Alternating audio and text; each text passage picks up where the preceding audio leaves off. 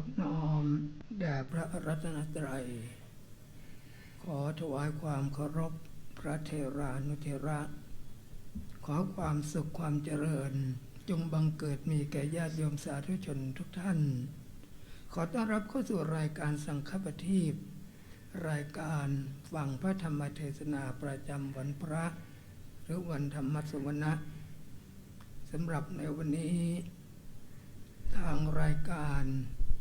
ได้รับความเมตตาจากท่านพระอาจารย์พระมหาณัฐวุฒิญาณวุฒธีโรวัดยานวาเป็นองค์แสดงพระธรรมเทศนาในธรรมกถาคาถาว่าด้วยกำลังใจบัดนี้การทั้งปวงพร้อมแล้วขอเจริญพรประธานในพิธีคุณสุชาดาจิราธิวัฒน์ได้จุดธูปเทียนบูชาพระรัตนตรัยขอเชิญญาติโยมสาธุชนทุกท่านได้ร่วมบำเพ็ญบุญกิริยาด้วยการประนมมือ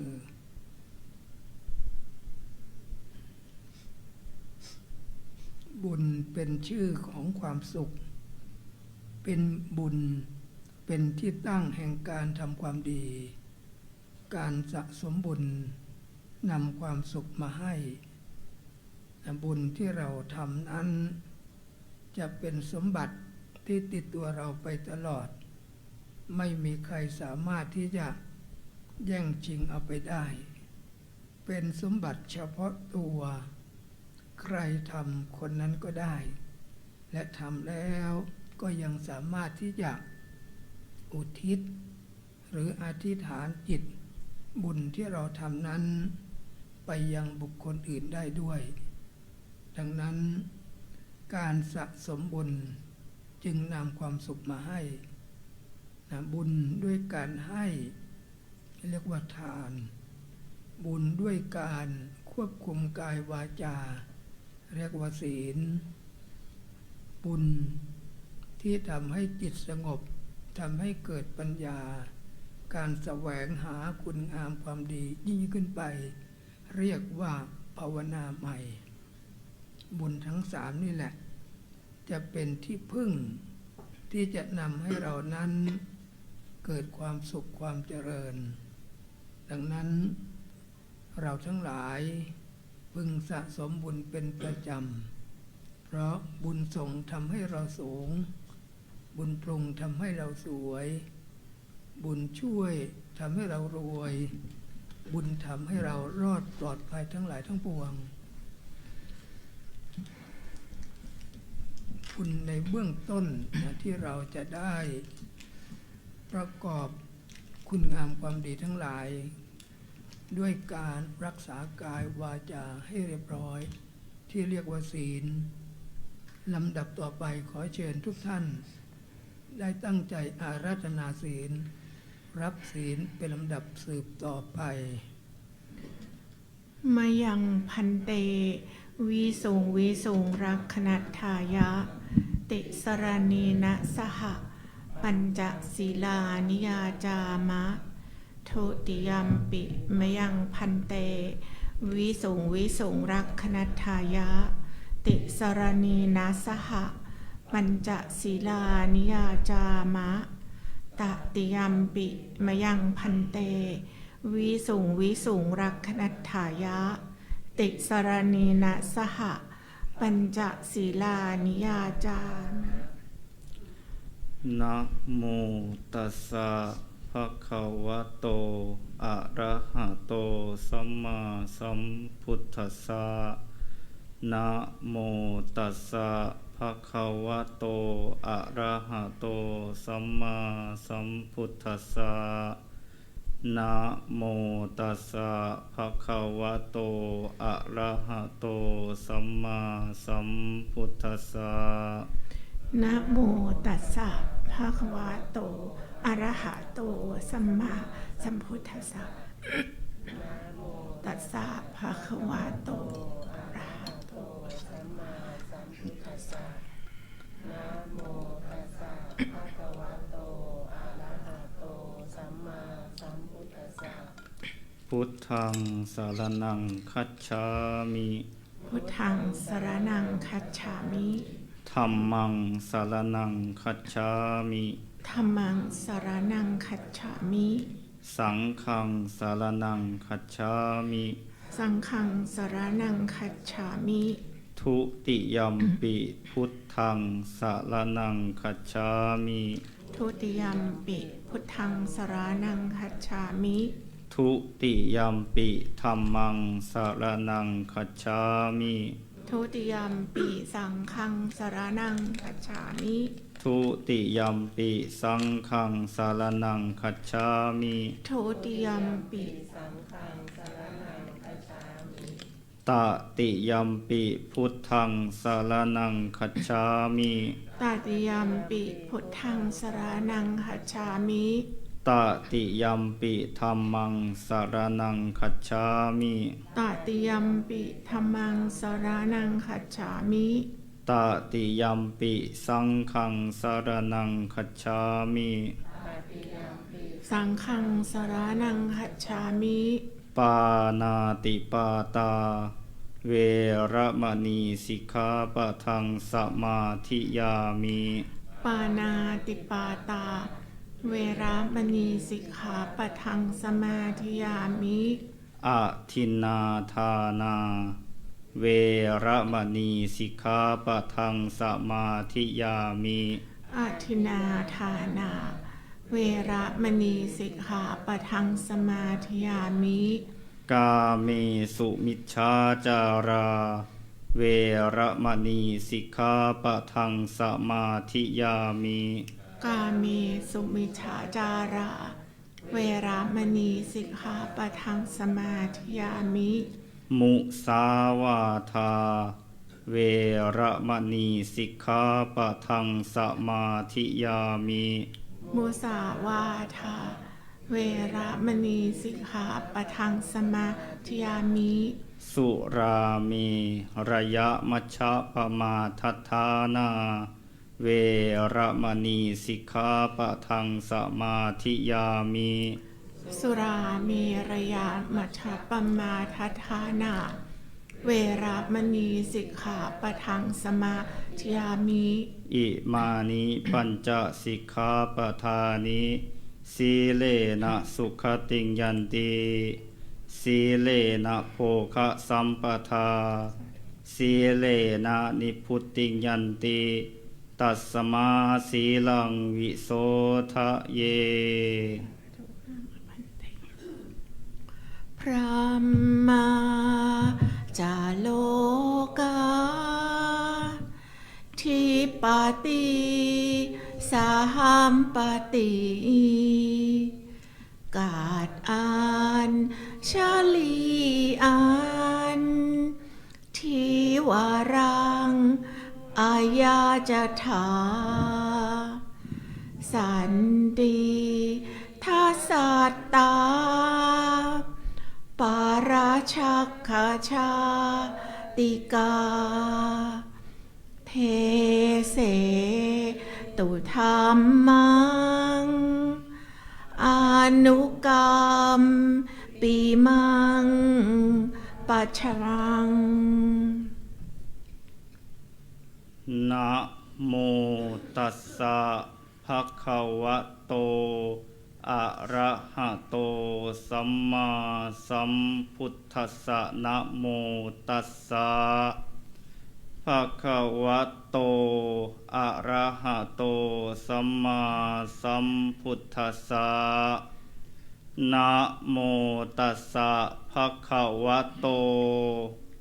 อะระหะโตสัมมา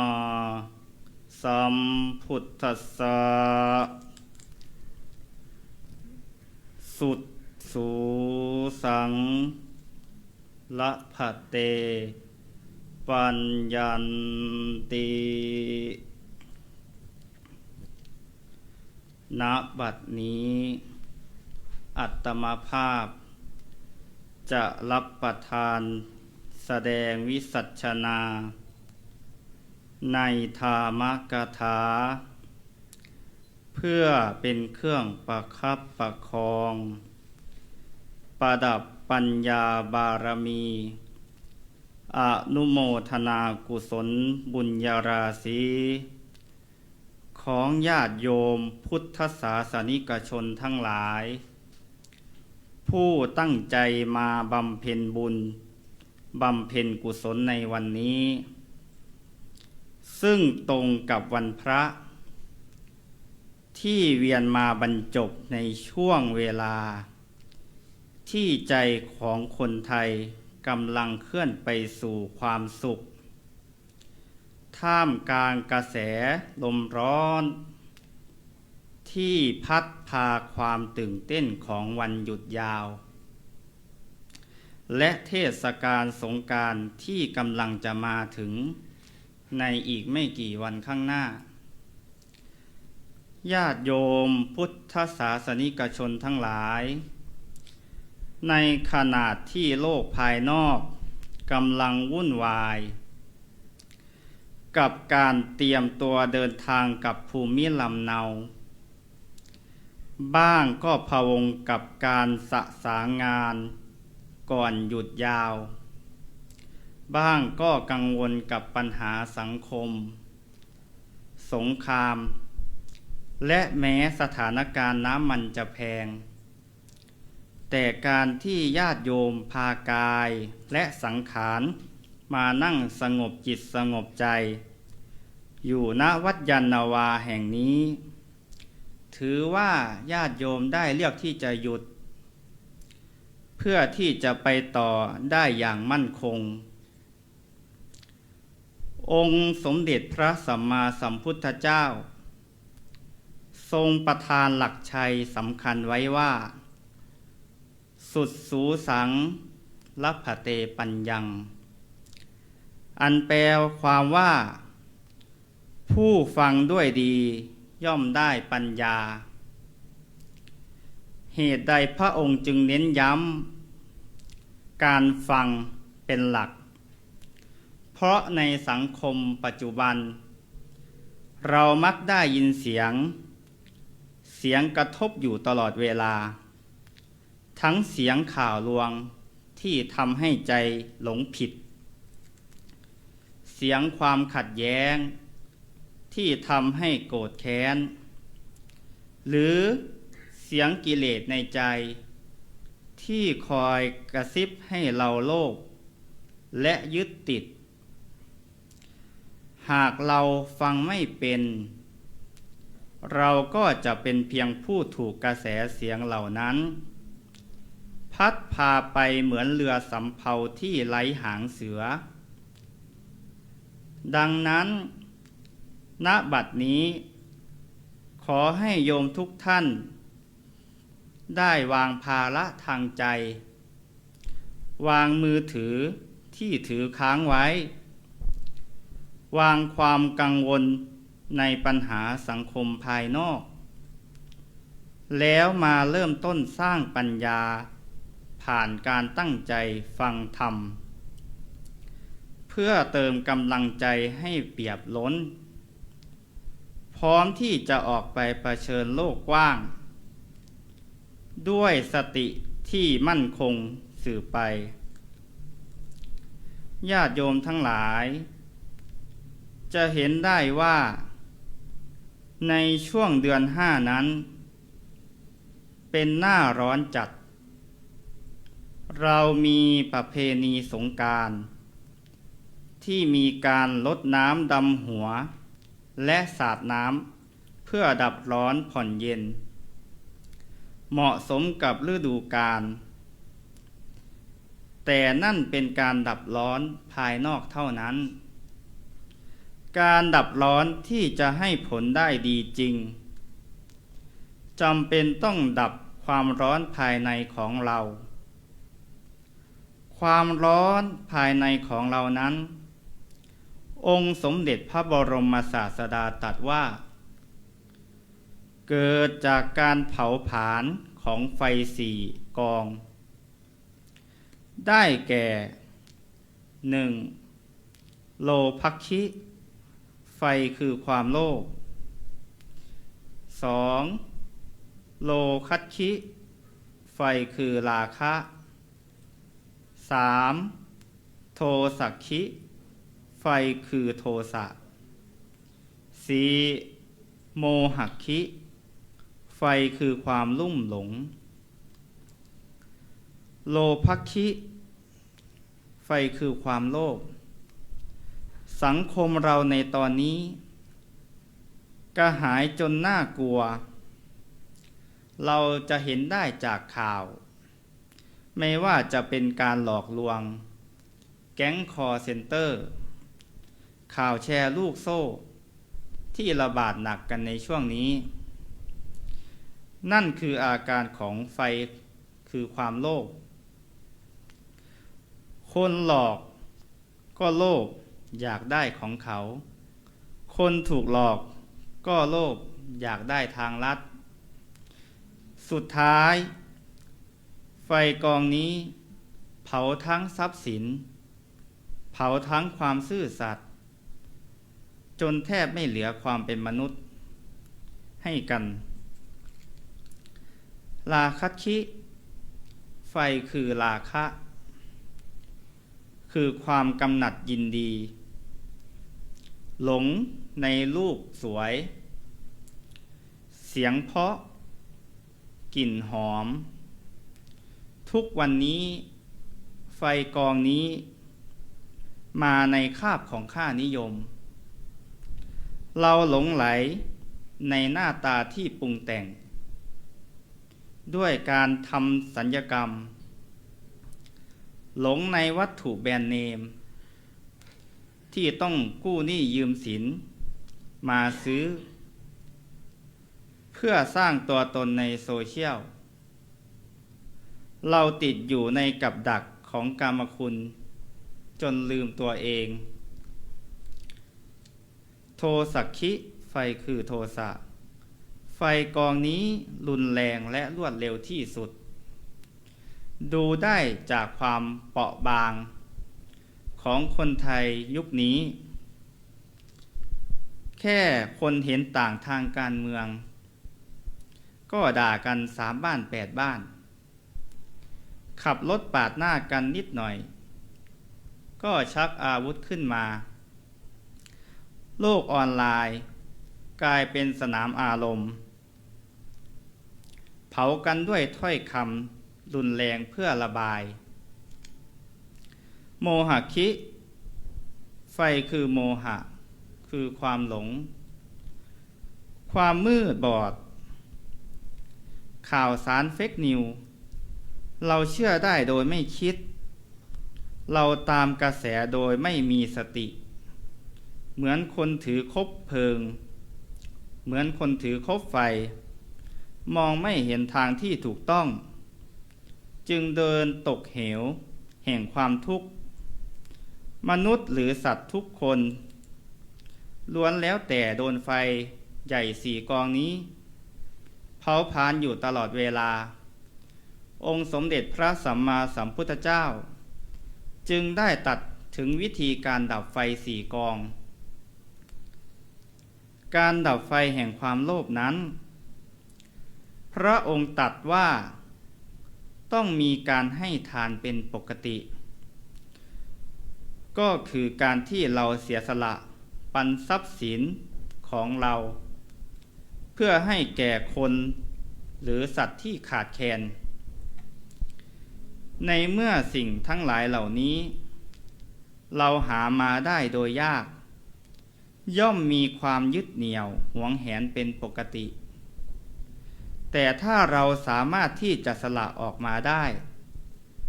ก็แปลว่าความโลภของเราได้ลดน้อยถอยห่างและถ้าหากว่าท่านทั้งหลายทำการสละออกเป็นประจำก็จะทำให้สละออกนั้นได้ง่ายไปทุกทีเพราะว่าความโลภจะมีกำลังน้อยด้วยการทานบารมีเมื่อเป็นดังนั้นก็แปลว่าไฟกองที่1คือความโลภจะถูกเราค่อยๆดับลงลดน้อยถอยห่างไปเรื่อยๆจนกระทั่งไม่สามารถที่จะทำอันตรายแก่เราได้ ก็แปลว่าเราสามารถที่จะดับไฟกองที่หนึ่งได้จาก4กองที่เหลือก็ด้วยทานบารมีดังที่ญาติโยมทั้งหลายมาทำบุญในวันนี้มาฟังเทศน์ฟังธรรมในวันนี้มาถวายปัจจัยมาถวายสังฆทานแด่พระภิกษุสงฆ์ในวันนี้ต้องทำหน้าที่การงานด้วยความเหน็ดเหนื่อยกว่าจะสะสมเป็นเงินเป็นทองขึ้นมาแล้วนำไปซื้อเป็นข้าวอาหารหรือว่าซื้อของสำเร็จรูปมาถวายตลอดจนกระทั่งซื้อเครื่องสังฆทานมาถวายเพื่ออำนวยความสะดวกให้แก่พระภิกษุสามเณรญาติโยมทั้งหลายมีความตั้งใจตัดความโลภเป็นปกติอยู่แล้วดังนั้นขึ้นชื่อว่าไฟแห่งความโลภนั้นย่อมเผาผลาญญาติโยมทั้งหลายได้น้อยเต็มทีไฟกองต่อไปซึ่งองค์พระสัมมาสัมพุทธเจ้าตรัสว่าราคัตคิไฟคือราคะอันว่าธรรมดาของคนและสัตว์ที่เกิดมานั้นย่อมโดนราคะซึ่งเป็นไฟกองใหญ่ครอบงำอยู่ผู้คนย่อมมีความปรารถนาในรูปสวยเสียงเพราะกลิ่นหอมรสอร่อยและสัมผัสความกำหนัดยินดีไม่ว่าจะเป็นยินดีในรูปสวยยินดีในรสยินดีในเสียงเพราะยินดีในการคิดถึงเรื่องทั้งหลายเหล่านี้ก็แปลว่าโดนไฟราคะครอบงำอยู่ตลอดเวลาองค์สมเด็จพระสัมมาสัมพุทธเจ้าสอนให้เราพิจารณาตัดไฟราคะนี้ด้วยการเจริญอสุภกรรมฐานคือการมองเห็นว่าสภาพร่างกายของเราก็ดีของคนอื่นก็ดีของสัตว์ทั้งหลายทั้งปวงก็ดีแท้จริงแล้วมีพื้นฐานความสกปรกเป็นปกติถ้าหากว่าอาบน้ำชำระถ้าหากว่าไม่อาบน้ำชำระเพียงวันเดียวก็มีกลิ่นแล้วตลอดร่างกายของเราตั้งแต่ศีรษะจรดปลายเท้าเต็มไปด้วยขี้ทั้งนั้นไม่ว่าจะเป็นขี้ตาขี้ไคขี้หูบางท่านอาจจะบอกว่าขี้ตีนด้วยถ้าขึ้นชื่อว่าขี้แปลว่าสกปรกในเมื่อความสกปรกมีอยู่อย่างนี้ตัวเราสกปรกอย่างนี้คนอื่นมีความสกปรกเช่นเดียวกันเมื่อคนอื่นและสัตว์อื่นสกปรกอย่างนี้ก็แปลว่าใจเราไปยินดีในกองขี้ของตนเองและผู้อื่นในเมื่อขึ้นชื่อว่าขี้ไม่มีใครอยากได้ถ้าหากว่าเราอยากได้แปลว่าเราผิดปกติดังนั้นถ้าหากว่าเราตั้งใจที่จะหลีกให้พ้นจากไฟราคะนี้ต้องพิจารณาให้เห็นถึงความสกปรกของร่างกายตนเองและของร่างกายของสัตว์อื่นให้เป็นปกติเมื่อคิดอย่างนี้บ่อยๆก็จะขาดจากความยินดีของอำนาจของไฟราคะพระพุทธองค์ยังสอนต่อไปว่าให้พิจารณาในกายคตานุสติคือเห็นว่าสภาพร่างกายนี้นอกจากสกปรกแล้วยังไม่ใช่ของแท่งทึบประกอบขึ้นมาจากอวัยวะภายนอกภายในร่างกายของเราแค่เปิดผิวหนังขึ้นมาเท่านั้นก็ไม่มีใครทนดูได้เพราะว่าใต้ผิวหนังของเรามีทั้งเลือดมีทั้งเนื้อมีทั้งกระดูกเส้นเอ็นเต็มไปหมดแค่ผิวหนังของเราฉีกเพียงเล็กน้อยเลือดไหลออกมา เราก็ยังว่าสกปรกแล้วลองดูว่าภายในร่างกายของเรายังมีตับไตไส้พุงเวลาผีแหกอกหลอกเรายังหวาดกลัววิ่งหนีแต่ว่าตัวของเราก็คือผีดีๆเพราะว่าสิ่งทั้งหลายเหล่านี้ในตัวของเราก็มีในตัวของบุคคลอื่นเมื่อองค์สมเด็จพระชินสีห์บรมศาสดาสมเด็จพระสัมมาสัมพุทธเจ้าสอนวิธีดับไฟราคะแก่เราขอให้ทุกท่านมีสติหมั่นเจริญภาวนา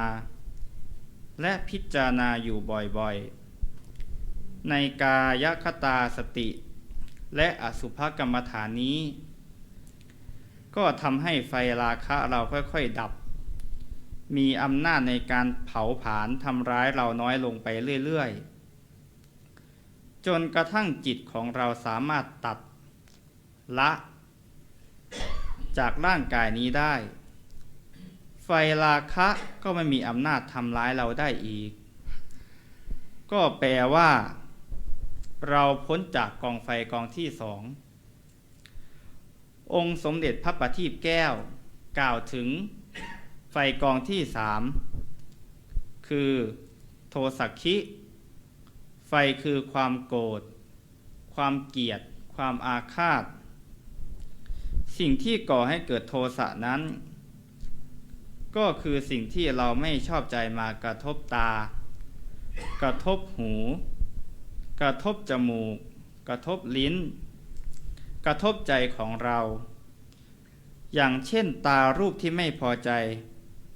ก็เกิดอาการกระทบขึ้นมาหูได้ยินเสียงที่ไม่พอใจก็เกิดอารมณ์ที่กระทบขึ้นมาการกระทบนั้นเป็นเหมือนกับเชื้อไฟกระทบเข้ากับไฟก็เริ่มเกิดความลุกไหม้อย่างรวดเร็วถ้าหากว่าความไม่พอใจมีมากก็จะแสดงออกมาทางกายทางใจในเมื่อกายวาจาไม่สามารถที่จะทำให้คนอื่นเดือดร้อนเราก็เก็บไปคิดไปแค้นบางคนคิดจนกินไม่ได้นอนไม่หลับทำให้สุขภาพชำรุดดังนั้นจะเห็นได้ว่าองค์สมเด็จพระชินสีห์ตรัสบอกวิธีให้เราดับไฟโทสะนั้นความจริงเพื่อความสุขความสงบสุขของเรา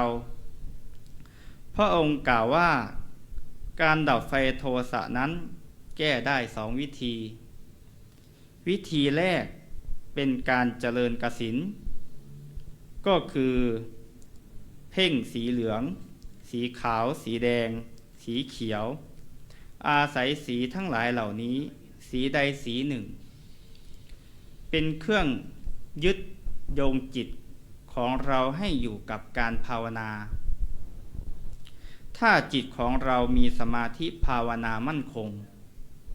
โทสะก็เกิดไม่ได้แต่ว่ายังไม่ใช่การดับไฟโทสะที่มั่นคงเพราะถ้าสติเคลื่อนจิตของเราก็เคลื่อนโทสะก็กำเริบได้อยู่องค์สมเด็จพระบรมครูจึงสอนวิธีดับไฟโทสะอีกอย่างหนึ่งก็คือดับด้วยเมตตาพรหมวิหารประกอบพรหมวิหารสี่ประกอบไปด้วยเมตตารักคนอื่นเสมอตัวเราในเมื่อรักคนอื่นเสมอตัวเราต้องเห็นว่าการที่เขากระทำสิ่งไม่ดีไม่งามทำให้เราโกรธนั้นเขาทำเพราะไม่รู้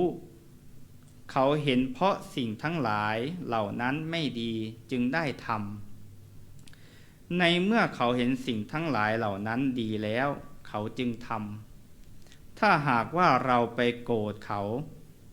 ก็แปลว่าเราเป็นผู้ไม่รู้เช่นกัน เพราะไม่สามารถแยกแยะเหตุดีชั่วได้ สิ่งที่เขาทำต่อเรานั้น ถ้าเป็นความจริง ก็เท่ากับเขาเป็นกระจกส่องให้เห็นรูปร่างอันน่าเกลียดน่าชังของเรา ในเมื่อรูปร่างเราไม่สวยไม่งาม จะไปโกรธกระจกนั้นถูกต้องหรือไม่ ความจริงเราควรที่จะขอบคุณเขามากกว่า ที่แสดงให้เห็นว่า เรายังไม่ใช่คนดีจริง ยังมีกาย วาจา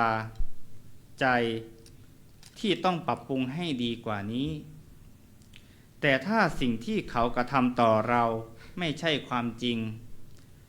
ก็อย่าไปโกรธเขาเลย บุคคลที่ไม่รู้ความจริงเป็นอย่างไร แล้วยังนำมาขยายผลต่อ จะเป็นคนที่น่าสงสารมากกว่า เขาไม่รู้ว่าสิ่งที่เขาคิด เขาพูด เขาทำก่อให้เกิดความเดือดร้อน แก่ตัวเขาและแก่บุคคลอื่น เขาถึงได้ทำบุคคลที่โง่เง่าเบาปัญญาเช่นนี้ ไม่ใช่บุคคลที่สมควรโกรธ แต่เป็นบุคคลที่น่าสงสาร ในเมื่อเราเป็นบุคคลที่มีเมตตา รักเสมอตัวเรา มีความกรุณา สงสารอยากให้เขาพ้นทุกข์ เราก็อย่าไปโกรธไปเกลียดเขาเลย เพราะว่าถึงเราไม่โกรธไม่เกลียดเขา เขาก็แก่ไปทุกวัน เขาก็เดินทางใกล้ความตายไปทุกวัน แม้กระทั่งตัวเรา ก็เดินทางใกล้ความตายไปในทุกวัน ถ้าเรามัวแต่ไปโกรธไปแค้นคนอื่นอยู่ ปล่อยให้ไฟโทสะเผาตัวเองตายลงไปในตอนนั้น เราก็ตกไปอยู่ในอบายภูมิ ซึ่งหาความดีไม่ได้ มีแต่ความทุกข์ ความยาก ดังนั้นขึ้นชื่อว่าการจะให้ไฟโทสะชักนำเราไปสู่อุบายภูมิ ขอจงอย่าได้มี ถ้าหากสิ่งใดไม่พอหู ไม่พอใจ ใช้ปัญญาคิด แยกแยะ ยังไม่สามารถที่จะต่อสู้กับไฟโทสะนี้ได้ ก็ให้ใช้อุเบกขา ในพรหมวิหาร ก็คือการชั่งเขาเถอะ แต่ถ้าหากชั่งที่รุนแรงขึ้นมาหน่อย ก็คือชั่งหัวมัน ถ้าเราสามารถที่จะระงับยับยั้งด้วยเมตตาพรหมวิหาร ด้วยกรุณาพรหมวิหาร ด้วยอุเบกขาพรหมวิหารนี้ได้ ก็ขึ้นชื่อว่าไฟโทสะนั้น มีกำลังที่จะทำอันตรายเราได้น้อยลง และเมื่อกำลังใจเคยชินกับการดับไฟโทสะ เชื้อเพลิงที่จะเผาผลาญมีน้อย เพราะว่าเราปิดหูปิดตาเสียแล้ว สิ่งที่ตาเห็นก็สักแต่ว่าเห็น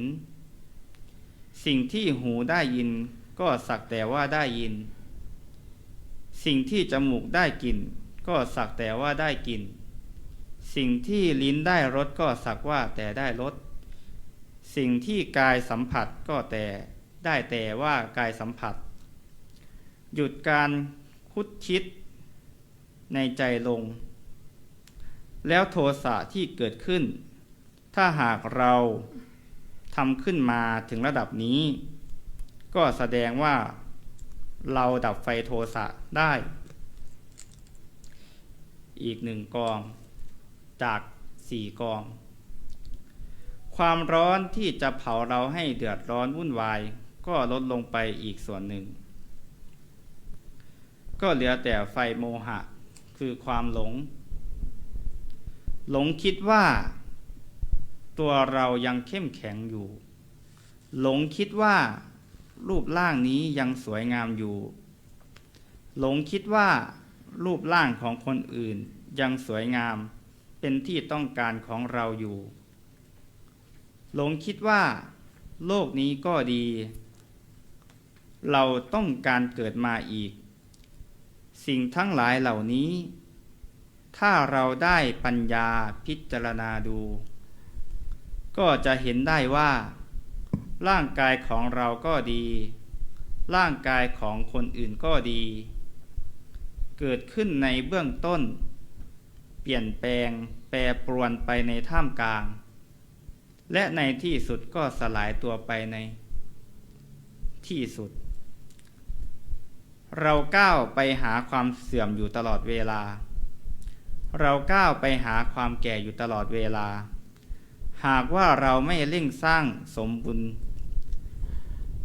เจริญสมาธิและปัญญา ถ้าเราหลุดพ้นไม่ได้ เราก็ต้องเกิดมาในโลกที่เต็มไปด้วยความทุกข์ เราก็ต้องมาระแวงว่าเมื่อไหร่แผ่นดินจะไหว เมื่อไหร่เขื่อนจะแตก ไปเที่ยวสงกรานต์จะโดนรถชนหรือไม่ อยู่กับความสั่นขวัญ ชาติแล้วชาติเล่า ไม่ใช่เรื่องดีแน่นอน องค์สมเด็จพระบรมศาสดา จึงประทานวิธีดับไฟโมหะตัวนี้ว่า การที่เราจะมีปัญญาพิจารณาให้รู้แจ้งเห็นจริงนั้น องค์สมเด็จพระบรมศาสดากล่าวว่า เราต้องเริ่มต้นมีศีลบริสุทธิ์ อย่างเช่นเมื่อคู่ ได้กล่าวอาราธนาศีล ทุกท่านอาราธนาศีลและสมาทานศีลไปเรียบร้อยแล้ว แปลว่าเราทุกคนมีศีลบริสุทธิ์ เราก็ต้องระมัดระวังรักษาอย่าให้ศีลขาดด้วยตัวเอง และอย่ายินดีเมื่อผู้อื่นทำศีลขาด ในเมื่อเราปฏิบัติจนสมาธิมีกำลัง สามารถยับยั้งตนเองได้ ไม่ให้ไฟโลภะไฟโทสะไฟโมหะและไฟราคะมีอำนาจเหนือจิตใจของเราได้ ก็เหมือนกับเราสามารถหยุดรถไว้ที่ริมเหวได้ ถ้าหากว่าศีลของเราสมาธิของเรามีกำลังขนาดนี้ เราก็สามารถที่จะใช้ปัญญาพิจารณาได้ เพราะว่าเรามีสติรู้เท่าทันหยุดอยู่ได้ก็เหลืออย่างเดียว คือทำลายกิเลสเหล่านี้ให้สิ้นไป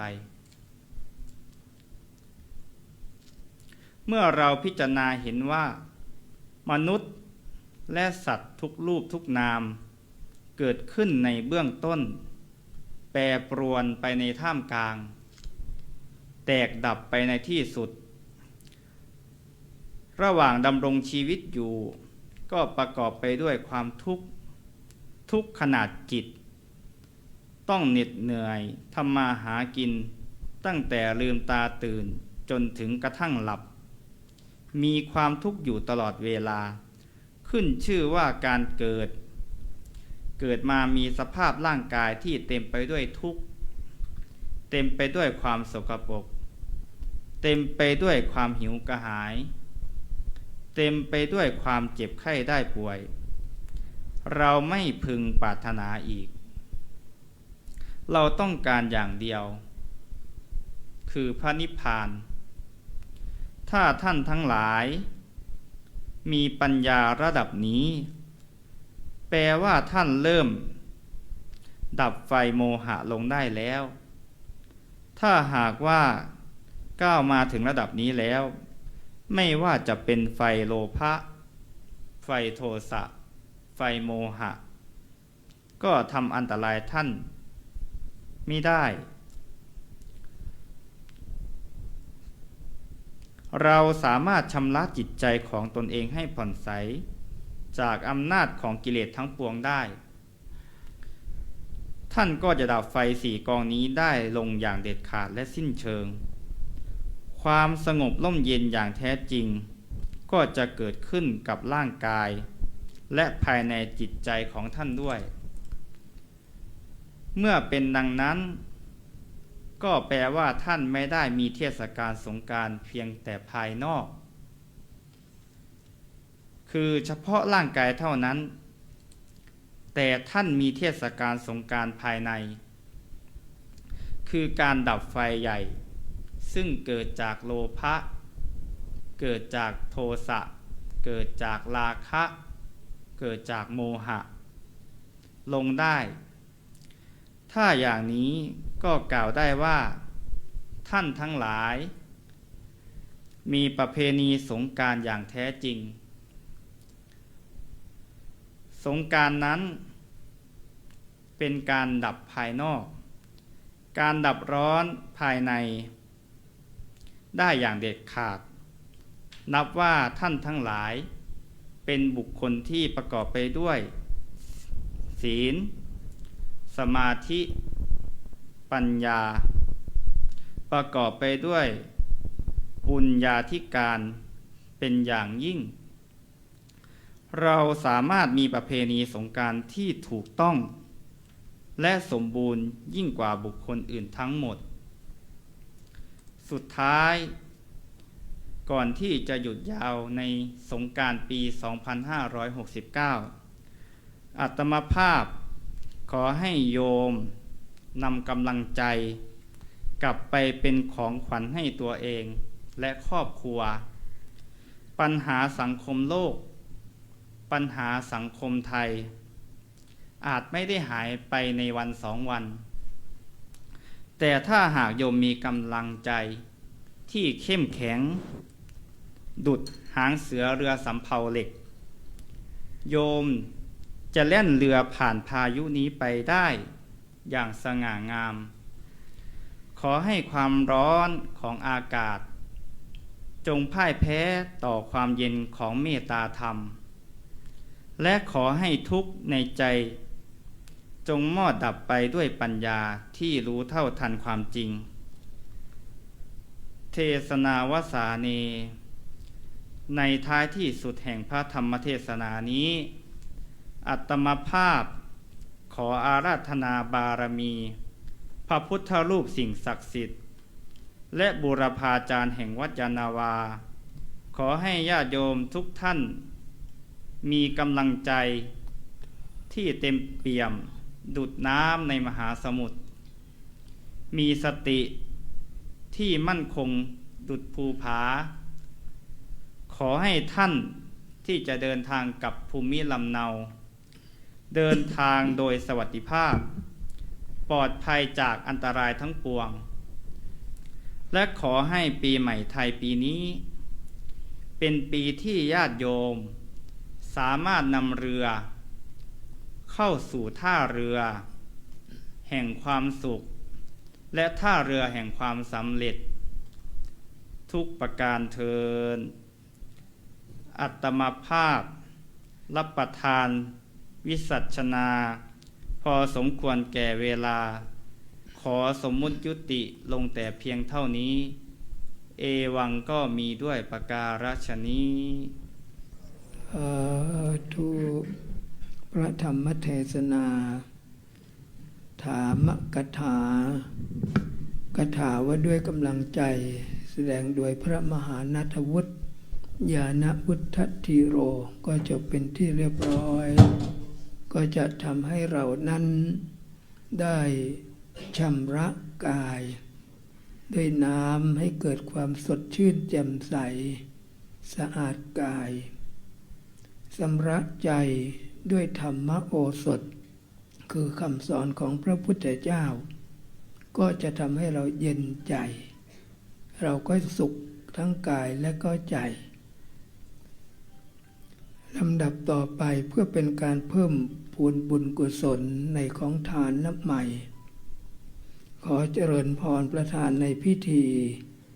คุณสุชาดาจิราธิวัฒน์ได้ถวายเครื่องไทยธรรมบูชาธรรมกันเทศ ญาติโยมสามารถที่จะรับฟังสดๆการแสดงพระธรรมเทศนาที่สถานที่แห่งนี้ และมีการไลฟ์สดผ่านทาง Facebook ของสถานีวิทยุโทรทัศน์โลกพระพุทธศาสนา WBTV แล้วก็สามารถที่จะได้ชมฟังย้อนหลังได้นะ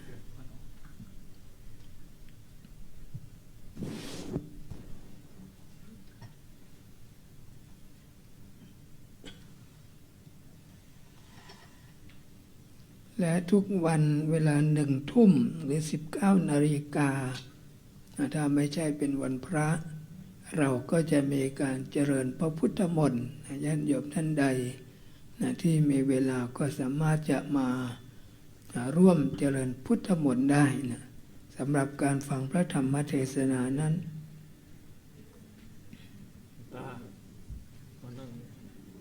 สำหรับการฟังพระธรรมเทศนานั้นก็มีเป็นประจำทุกวันพระในเวลา 19 นาฬิกาแล้วก็ในช่วงของเทศกาลสงกรานต์วันที่ 14 ในเมษายนที่จะถึงนี้ก็จะมีพิธีบำเพ็ญกุศลอุทิศให้กับบรรพบุรุษผู้ล่วงลับไปแล้วแล้วก็มีการส่งน้ำพระญาติโยมก็สามารถจะมาร่วมพิธีได้ลำดับต่อไปก็ขอเชิญญาติโยมสาธุชนทุกท่านได้ตั้งใจกรวดน้ำรับพร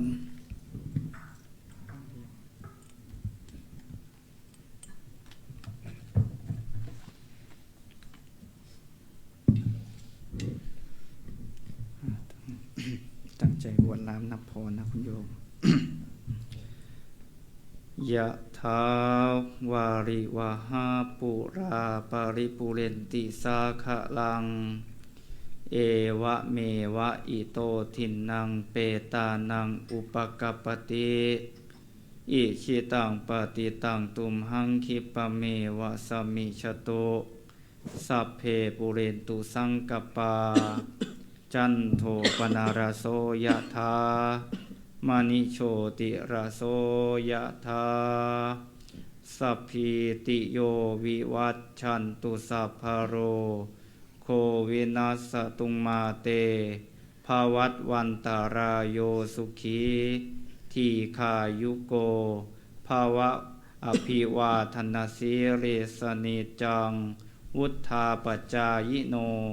จัตตารโอธัมมาวัฏฏันติอายุวันโนสุขังภะลัง